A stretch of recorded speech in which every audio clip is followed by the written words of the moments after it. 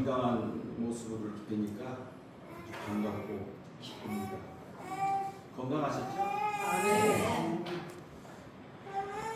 네. 오늘 말씀의 주제는 보이는 하나님, 보이지 않는 하나님이라는 말씀을 나누겠습니다. 우리나라는 해견연도가 12월 달에요.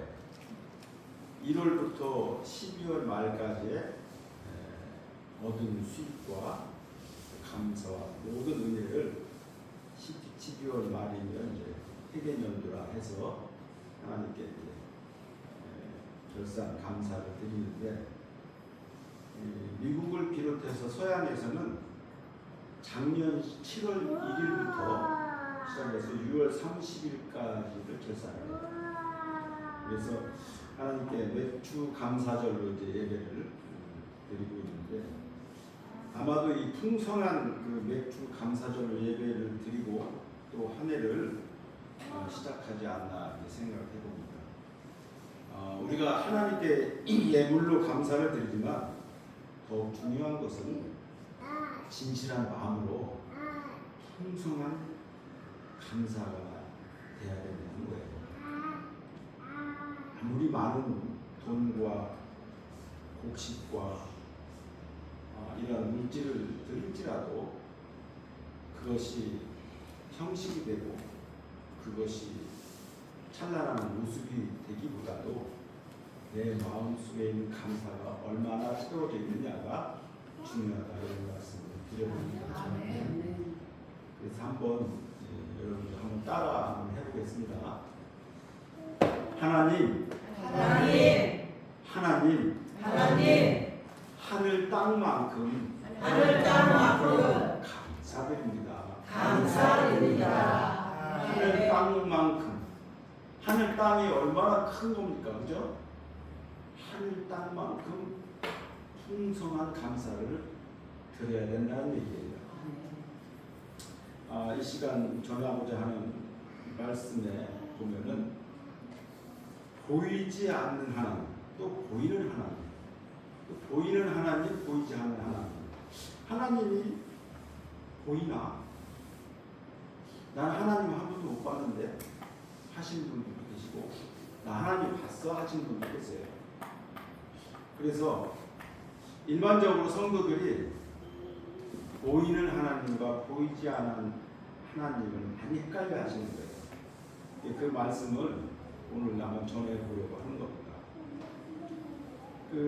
대부분 사람들은 보이는 것만 믿으려고 해.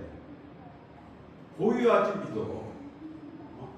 우리 집에 금덩어리가 장롱색 꽉 차 있어. 보이지 않으면 안 믿어. 진짜야? 가서 봐야지 믿는다는 얘기예요.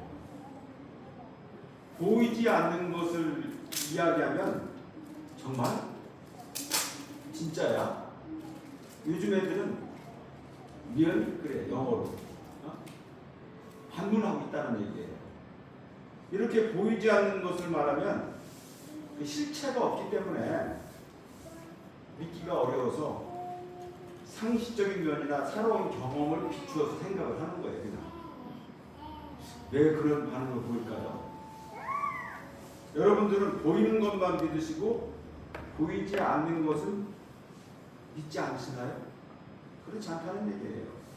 보이는 것만 믿는 사람들의 심리는 하나님을 전혀 모르기 때문에 하나님의 말씀을 이해하지 못하면 물론 묵상한 말할 것도 없어.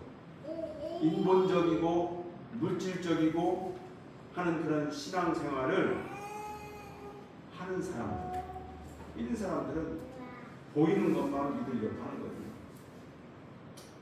언젠가 시각 장애인인 아나운서가 있어요. 이창훈 씨라고 있는데, 이창훈 씨 이야기를 이제 방송에 제가 들어봤어요. 그는 앞을 볼 수가 없어. 앞을 볼 수가 없고 점자로 읽을 수도 있겠지. 앞도 못 봐요. 손으로 점자를 통해서 읽기는 하지만 전하기가 참 어려워요. 그러니까 이창훈 씨의 얘기는 사물을 눈으로 볼 수 없기 때문에 그의 영감으로 판단해서 말을 할 수밖에 없다 이런 얘기를 해요. 우리가 이제 앞을 보지 못하는 분은 소경이라고 하는데 앞을 만약에 내가 보지 못한다 할 때 얼마나 내 자신이 힘들고 두렵겠어요. 인생 끝나는 것처럼 느낄 거라고. 근데 그들은 보이지 않는 세계를 본다는 거예요. 뭘로 봐요? 영감, 내 영혼으로 보는 거예요. 영혼으로 보는 거예요. 공기는 보이지 않습니다. 공기를 봤다고 하는 사람 한 사람도 없어. 공기 보여요? 공기 안 보여. 보이지 않는 공기 속에는 필요한 공기가 있고 필요 없는 공기가 있어요. 우리가 공기가 있는데 이 속에 필요 없는 공기가 있고 필요한 공기가 있다라는 거예요. 근데 우리가 필요한 공기와 필요 없는 공기를 분별할 수 있어요? 할 수 없는 거예요. 공기가 유익한지 구분하기 어렵다는 거예요. 공기 속에 뭐가 있어요? 우리가 필요한 게 산소가 있어요. 산소가 있는데 그 산소를 찾아다니면서 마실 수 없다는 거예요. 무조건 마셔야 돼, 공기는.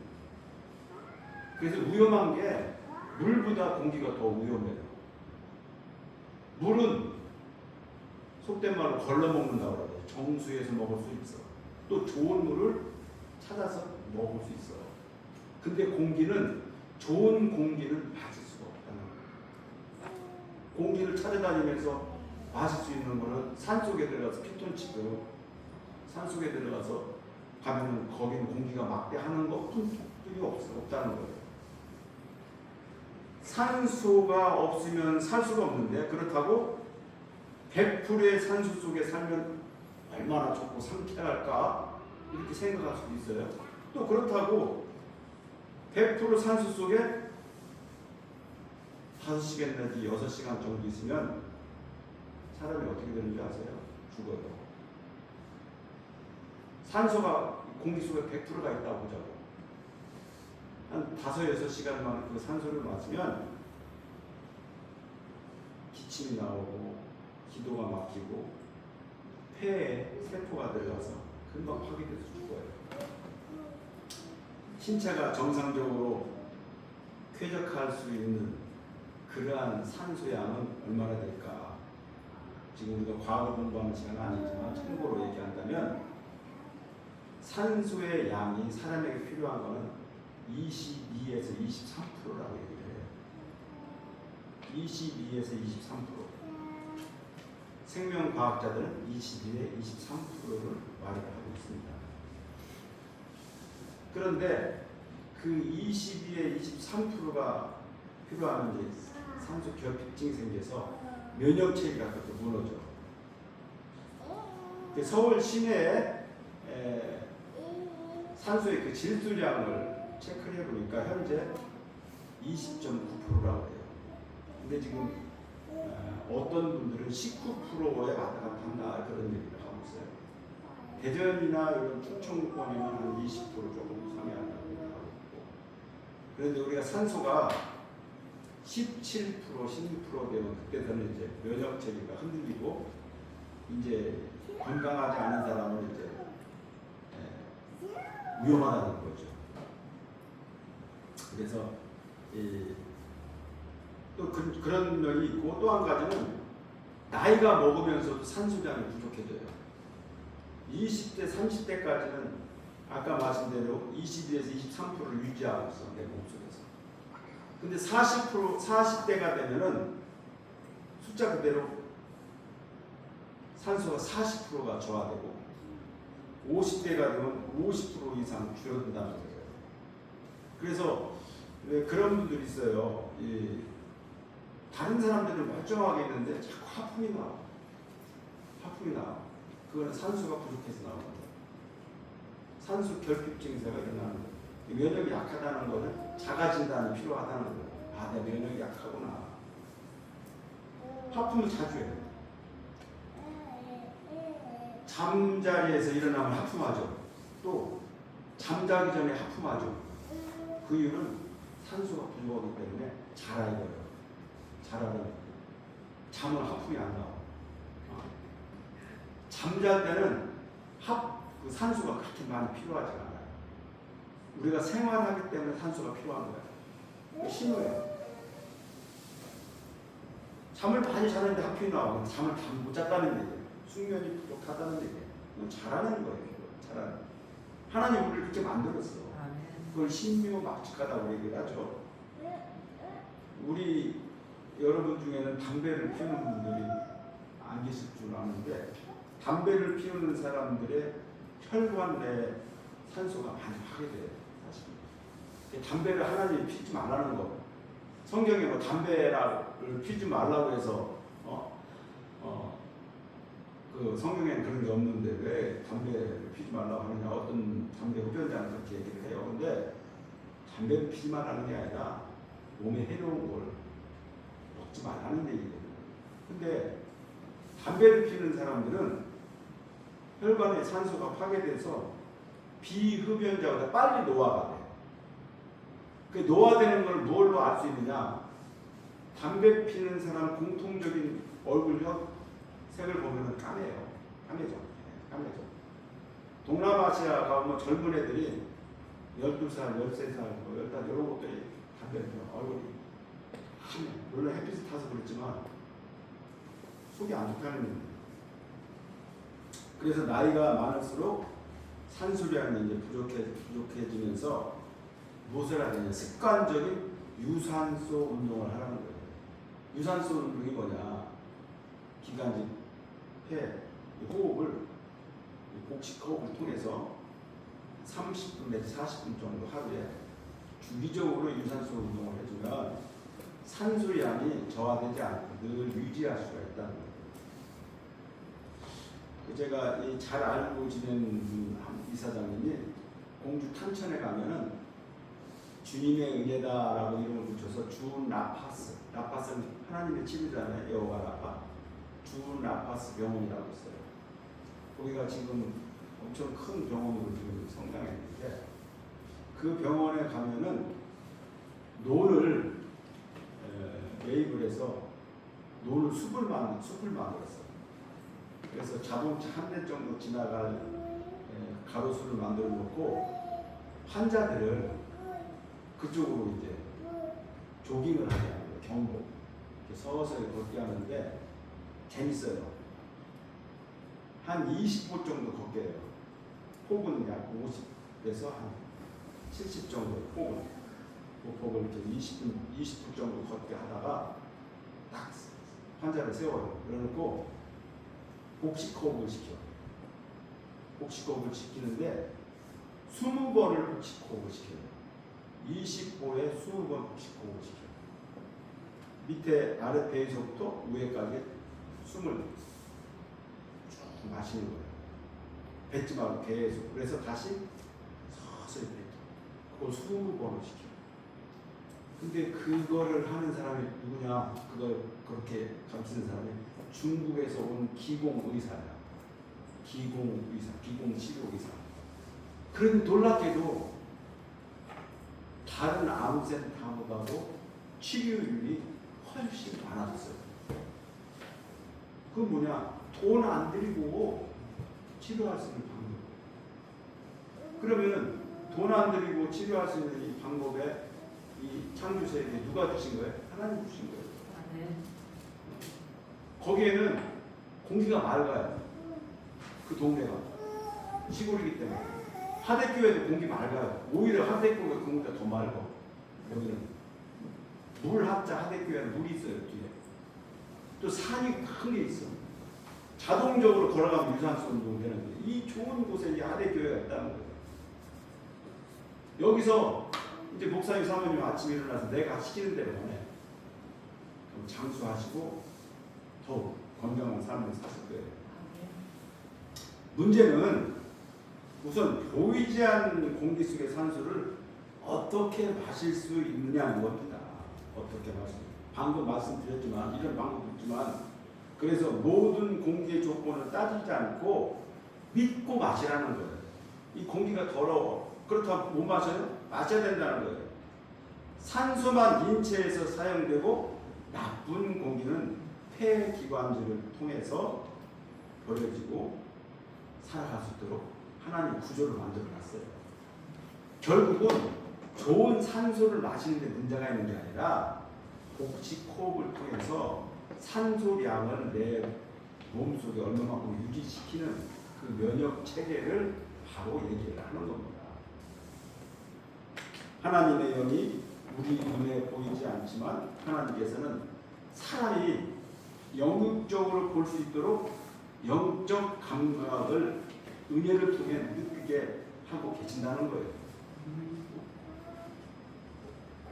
에덴 동산의 선악과 사건은 보이지 않는 하나님을 보지 못하고 사단을 통해 보이려고 한 사건이에요.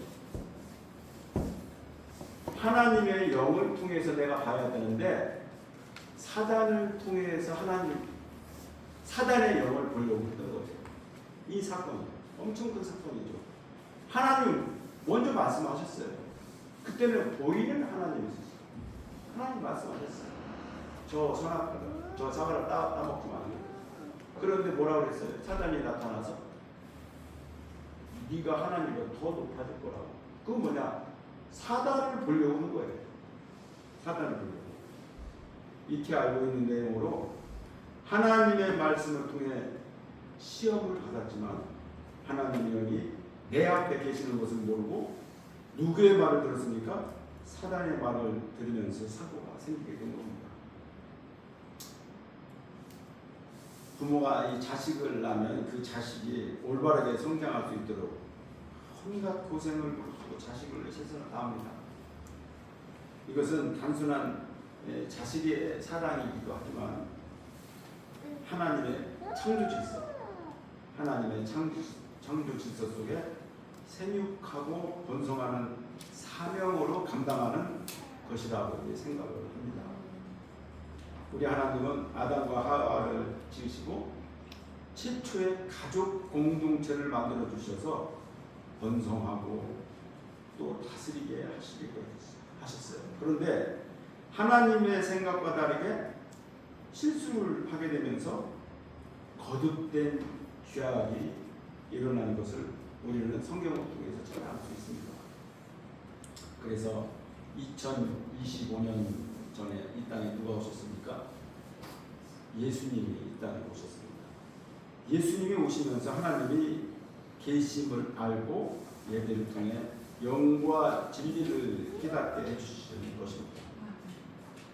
영과 진리의 깨달음은 보이지 않는 하나님을 알게 하고 보이도록 인도하심이라 믿습니다. 아멘. 영과 진리의 깨달음은 보이지 않는 하나님을 알게 하고 보이도록 인도하시는 것이라는 거예요. 그래서 예배 생활이 곧 하나님과 함께하는 이름을 깨닫게 하여 교회를 세우고 복음을 전도하며 늘 예배하는 삶으로 살아가는 것입니다. 따라서 삶의 우선순위를 예배 생활을 통해 가장 먼저 감사하고 영적으로 육적으로 은혜를 느낀 것을 찬양과 기도로 표현한다면 나는 하나님을 볼 수 있다, 이렇게 말씀드릴 수가 있습니다. 하나님께서는 많은 선지자들을 통해 감사하는 생활로 가르치시고 감사하는 생활 가운데 보이지 않는 하나님을 믿는 신앙이 기독교 세계관이라 얘기를 하고 있어요. 보이지 않는 영적 생활을 부정하는 세상 사람들은 하나님의 영을 절대로 볼 수가 없습니다. 그러나 우리는 보혜사 성령님을 통해 하나님의 영과 교제함으로 영안을 통해 체험을 할 수 있다는 것입니다.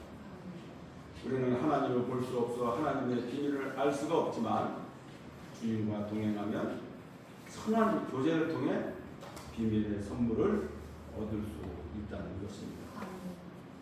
그 미국의 유명한 그 와이드라는 잡지가 있는데요.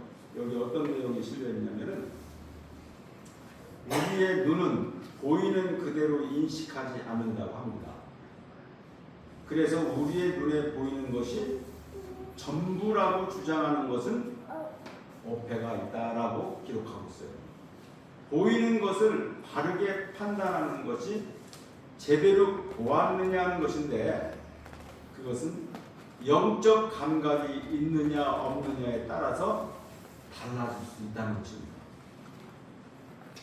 하나님의 영으로 달라질 수가 있다는 거예요. 오늘 본문 말씀을 보면 눈에 보이지 않으니까 알 수 없다고 핑계댈 수 없다라고 하였는데, 그것은 영원한 신 능력과 신성을 그가 만드신 만물에 분명히 새겨놓았기 때문이라고 말씀하고 있어요. 하나님께서 천지 만물을 창조하실 때 보이는 세계뿐 아니라 보이지 않는 세계를 창조하셨는데, 보이지 않는 창조 세계 안에 우리가 소망하는 하나님의 비밀의 보화가 있다는 것입니다. 아멘. 지금 당장 우리 눈에 보이지 않을 뿐 분명 어딘가에 존재하고 그곳 나름의 세계가 있다는 거죠. 만물이 그에게 창조되고 하늘과 땅에서 보이는 것들과 보이지 않는 것들과 또한 그가 만물보다 먼저 계시고 만물이 그 안에 함께 섰느니라. 골로새서 1장 16절 17절 말씀하고 있어요. 우리가 사는 세상은 있다가도 없어지고 없다가도 생겨나기도 합니다. 그런데 하나님과의 관계가 깊어지고 거룩해지면 보이지 않는 그리스도의 세계관을 알고 천국이 존재하고 있다는 것을 알게 됩니다. 아멘. 고린도후서 4장 17절에 18절 이런 말씀이 있어요. 우리가 잠시 받는 환난의 삶이 지극히 크고 영원한 영광의 중한 것을 우리에게 이루게 하니 우리의 돌아보는 것은 보이는 것이 아니요 보이지 않는 것이니 보이는 것은 잠깐이요 보이는 것은 영원함이라 말씀하고 있습니다. 아멘. 예수께서 갈릴리에 오셔서 하나님의 복음을 전파하여 가라사대 때가 찼고 하나님 나라가 가까웠으니 회개하고 복음을 믿으라 이렇게 말씀하셨어요. 아멘. 사도 바울은 예수님께서 전파하신 복음에 새 언약이라고 말을 하면서 내 안에 성령 하나님이 오시는 그날을 위해 새 언약의 복음을 통해 하나님을 만나는 축복 가운데 살아가기를 소망한다고 우리들에게 교훈하고 있는 거예요. 우리 크리스찬의 신앙은 복을 기원하고 거듭나는 삶으로 미래가 더 행복하기를 바라는 신앙의 비전을 크게 생각하고 소망을 두고 있습니다. 누구나 그럴 거예요. 다시 말해서 보이지 않는 하나님을 볼 수 있는 신앙은 참 진리가 주께 있음을 믿고 새 언약의 복음을 지키며 천국의 소망을 확신하는 신앙생활이 되어야 함을 말씀드릴 수가 있습니다. 아멘. 보이지 않는 하나님은 성부 하나님과 성령 하나님입니다. 아멘. 성부 하나님, 성령 하나님은 보이지 않는 하나님이에요. 그리고 보이는 하나님은 누굽니까? 예수 그리스도였습니다. 아멘. 예전에 예수님은 보이는 하나님으로 이 땅에 복음을 전하셨지만 지금은 볼 수 없는 하나님이 되셨습니다. 북이스라엘 백성들이 금과 은으로 금송아지를 만들고 우상을 만들어 그들을 이렇게 절을 하고 그 금송아지에 절을 하고 예배하면 무엇이든 다 될 걸로 믿었던 거예요. 왜 그들이 그 금송아지를 믿었을까요? 금송아지, 은송아지는 탓을 하지 않아. 꾸짖지도 않아. 교훈도 하지 않아. 편해. 그냥 거기다가 절만 하면 되는 거예요. 그걸 뭐라 그래요? 우상이라고 해요. 맹목적으로. 그걸 바알신이라고 말을 하지 않습니까? 꾸짖지도 않아. 화도 내지 않아. 그 신은. 그러나 우리 하나님은 말씀을 통해 삶이 옳고 그름을 지적하시고 교훈하시고 삶을 변화시켜서 그 방향을 바꾸도록 인도하신다는 거예요. 하나님. 한자의 그 복이 있죠. 한자의 복자. 그 복자의 앞에 변이 볼 시자예요. 한자의 변이.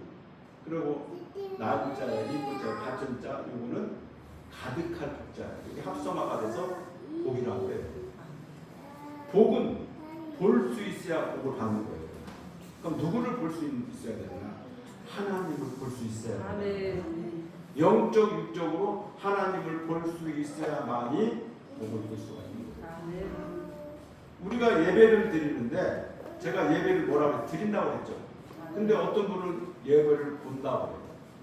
예배를 본다고도 얘기를 하죠. 예배를 본다는 뭐냐? 하나님을 본다는 얘기예요. 이 예배를 통해서 현재 여기에 임재하고 계시는 하나님을 예배 신령과 진정으로 예배를 보는 거예요. 하나님을 본다는 얘기예요. 여러분들은 하나님을 보러 여기로 오신 거예요. 아멘. 하나님을 여기로 보러 오셨기 때문에 바로 볼시 가득한 복, 그 복을 받는 거예요. 아멘. 하나님을 볼 수 있어야 복을 받는다는 아멘. 얘기입니다. 이러한 과정을 통해 사실적인 기도의 응답을 체험하게 되는데요. 우리는 은혜의 삶을 누리는 기도와 성령 충만함과 말씀이 성취되는 응답이 체험하도록 신령과 진정으로 삶 자체, 삶의 자체가 예배가 되어야 하리라 믿습니다. 아멘. 마지막으로 한 중년 부부의 이야기를 한번 해볼까 합니다. 아내가 갑자기 농내장으로 시력을 잃었어요. 근데 그 아내가 직장 생활을 하고 있었나 봐요. 근데 아내가 직장을 안 나가면 이제 가세가 흔들려서 직장 생활을 안 하면 안 될 상황. 그래도 아내가 월급을 100% 다 받지 못하더라도 일부라도 받는 직장을 다녀야 되기 때문에 남편이 아내를 직장에 픽업을 시켜서 데려다주고 또 남편은 남편대로 직장을 다니는 그러한 생활이 되었어요. 얼마나 힘들겠어요, 그 과정이. 그런데 어느 날 남편이 아내에게 하는 말이 이제는 당신의 직장에 내가 데려다줄 수 없다. 당신 스스로 직장을 다녔으면 좋겠다 하니까 이 청천벽력 같은 얘기예요. 어떻게 앞을 보지 못하는데 나를 직장을 가라는 얘기야. 이 말이 안 되죠. 저 같아도 그렇게 못할 것 같아요. 그런데 남편이 냉정하고 그 얘기를 하는 거예요. 또 어쩔 수 없이 부인이 서글프고 물분이 복받쳐도 직장을 다니기 시작했어요. 넘어지고 꼬라지고 자빠지고 상처가 되고 집에 들어오면 피곤이 지쳐있고 한 2년을 직장을 그렇게 다녔어요. 그런데 어느 날 그 직장을 다니는 버스를 이용해서 이제 다니는데 버스 운전기사 하는 얘기가 참 아주머니는 훌륭한 남편을 두셨네요. 그러더라고요. 남편이 직장까지 그동안 바라다 줬는데 그걸 멈추고 그랬는데 무슨 훌륭한 남편이야. 남편이 너무 훌륭하신 분이에요. 아주머니가 버스에 탈 때 늘 옆에 함께 타고 계시고 걸어갈 때는 넘어지라 다칠세라 늘 보호하고 인도하고 또 버스에 내릴 때는 잘했다 격려도 해주고 소리 없는 그 모습을 자기는 봤다는 거예요. 그 얘기를 듣고 아내가 우는 거예요. 무슨 얘기인지 아십니까? 아멘. 우리 하나님이 우리를 그렇게 지켰고 아멘. 아멘. 아무리 사랑하는 아내가 있고 사랑을 주는 남편이 있을지라도 애로울 때가 있어요. 애로울 때가 있어요. 그 애로움 남편도 아내도 그 애로움을 달래주지 못하지만 우리 하나님은 나를 늘 눈동자처럼 살펴주고 계시다는 거예요. 아멘.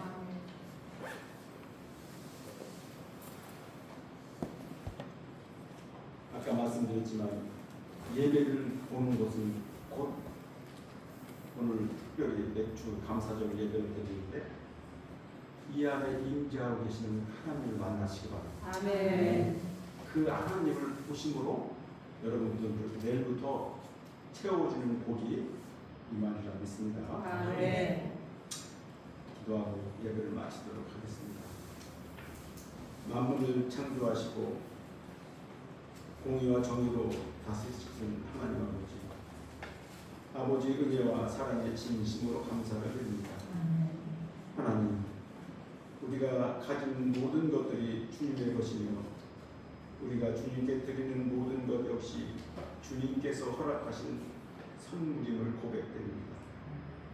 하나님께서 저희들에게 부어주신 은혜가 헤아릴 수 없이 많은데도 저희들은 종종 감사를 잊어버리고 하나님의 사랑을 깨닫지 못하며 살아갈 때가 있었습니다.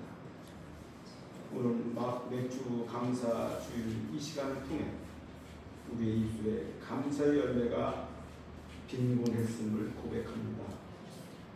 주신 것에 감사하지 못하고 불평하고 원망했던 어리석음을 용서하여 주시옵소서.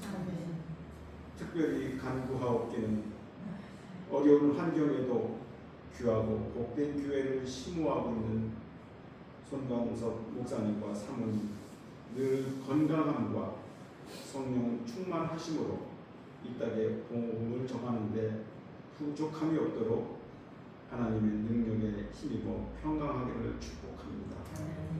오늘 주신 말씀을 통해 하나님을 바라보는 복된 은혜의 삶으로 인도하여 주심을 감사드립니다. 사랑의 예수님의 거룩한 이름으로